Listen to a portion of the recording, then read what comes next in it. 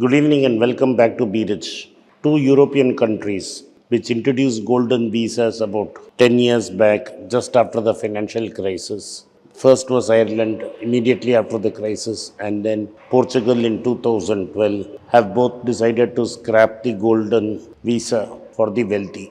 What has happened? There have been thousands who have managed to get into Portugal and Ireland during this period. Now, both these countries have stopped the rights of non Europeans to apply for golden visas. What is a golden visa? A golden visa allowed anybody in the world to apply for a residency permit in that country and then move on and ask for a permanent residency in return for investments. Ireland scrapped this on February 13th. Portugal followed on February 16th. So, this podcast wants to explore why and what went wrong. Let us start with Portugal.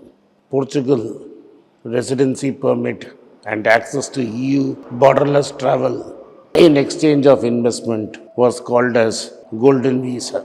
What it required was a property purchase of 500,000 or more worth of euros. 500,000 for the uninitiated cost between 4.5 to 5 crores. And for most wealthy people in Asia, this was pocket change. So Portugal and Ireland introduced this visa 10 years back in 2012, and this was primarily done to aid their recovery from financial crisis. This is because the financial crisis had created a huge drop in demand for real estate, and banks were not willing to fund against real estate.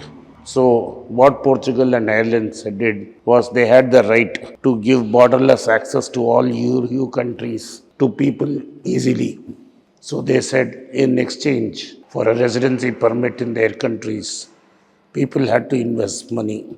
And once they had invested money, they had the minimum right to stay was only a few days in a year, say 15 or 20 days in a year, or maximum 1 month in a year. You have a right to get a permanent residency. And using that permanent residency, you could travel across EU without a visa. What happened is this brought in $6 billion of investment for Portugal. Portugal did not expect this kind of return within 10 years and 6 billion euros. And at that time, you going by exchange rate, it was nearly $7 billion. What Portugal is saying is they are not cancelling existing golden visas, but they are stopping fresh visas to be issued. And they have tightened the rules.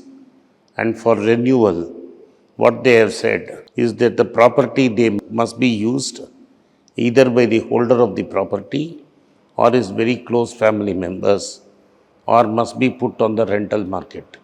The problem was these wealthy people bought up the house. They did not rent it out, they kept it under lock and key. And since they didn't need the rent, they didn't bother renting it out. Those who rented it out did not rent it out to Portuguese. They may put it on Airbnb and lent it out for short-term tourism. So this meant that the local Portuguese could not stay in these properties. So what has happened is the price of real estate in Portugal has shot through the roof. Local people find it extremely difficult to buy a house because the rates have gone up very fast. You have to understand Portugal is a very small country.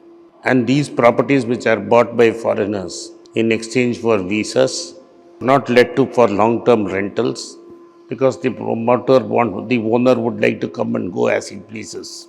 Therefore, they are let on short-term tourists. This has affected their hotel industry also. So, cost of accommodation has gone up, and because cost of accommodation has gone up, in future they believe that this could also affect tourism. Portugal has the Iberian Peninsula, has a pleasant climate.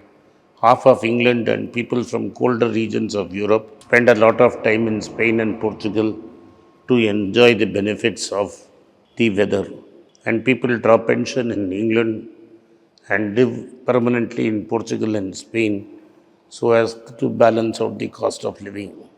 All this put together has put enormous pressure on the Portuguese real estate market, and therefore there is a lot of trouble. Also, there is a security fears, that is, the European Council has warned Portugal because since 2012, 5,000 Chinese have been given these visas, 1,000 Brazilians have been given. This is because the Brazilians speak Portuguese and were a colony of Portugal. And then Turkey, South Africa, and UAE have got 500 visas each. The European Council believes that the Chinese citizens are a security risk, especially with growing tensions between China and the West. In 2020, the government of Antonio Costa tried to put restrictions to buy real estate in Lisbon and Porto Novo, but these had enough loopholes for these people to get through those loopholes and continue to buy property only in Lisbon and Porto Novo. The government claims that these visas are not the reason for the rising housing prices, but the citizens are believe that this is the reason, and they have put pressure on the government to scrap these visas. 9 out of 10 Portuguese people are facing a housing crisis, and this was by a survey by University of Lisbon. So Portugal has now designed a new housing package which has to be approved by Parliament to add more properties for rental, build more public housing, subsidies for families to buy property, and simplification of real estate licensing, along with the cancellation of fresh golden visas. In Ireland, this was scrapped on 13th Feb because Dublin, the capital alone, earned an investment of 1.25 billion euros. Visas were issued, 90% of them were Chinese, and the growing tension between China and the West has pushed them to cancel these visas. The investment mandate in case of Ireland was 1 million euros for a minimum of 3 years in an approved fund, or $2 million invested in real estate or an investment trust.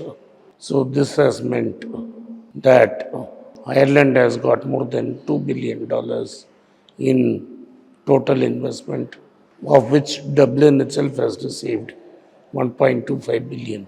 So this has put a lot of pressure on the locals. The locals are not able to own real estate, and the EU calls it a security threat. Overall, the real estate prices have stabilized. Thus, the governments of Portugal and Ireland have closed shop and not allowed these new wealthy individuals to settle in their countries. This means that the borders are closing, free migration between Europe and Asia will come to an end, and this will lead to unintended consequences because it is Europe which needs the labor. Asia needs very little from them.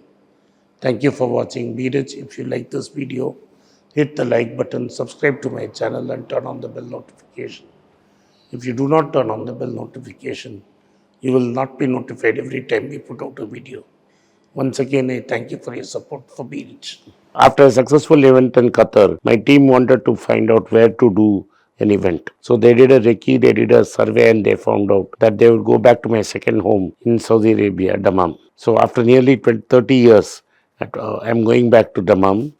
The last time I was in Dammam was in 1990, and I'm going back there to do an event on the 10th of March. We have not yet decided where it will be in Dammam, but definitely I am visiting Dammam on the 10th of March, Friday. So those who are in and around Dammam or maybe in Jeddah should make a trip to see me, and I'm going to talk about investments on where you should put out your money. Those in Bahrain can drive across the causeway and join us. See you in Dammam on the 10th of March. It's a great privilege and honor that so many of you in thousands have subscribed to my channel and have supported me.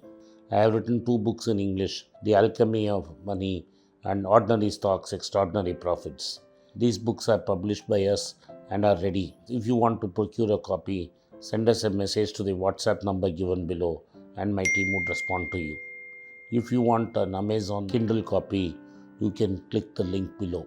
Finally, those who wish to consult with me can send a mail to berichenglish@gmail.com. Once again, I thank you for your support. If you like this video, press the subscribe button of my channel, hit the like button and turn on the bell notification.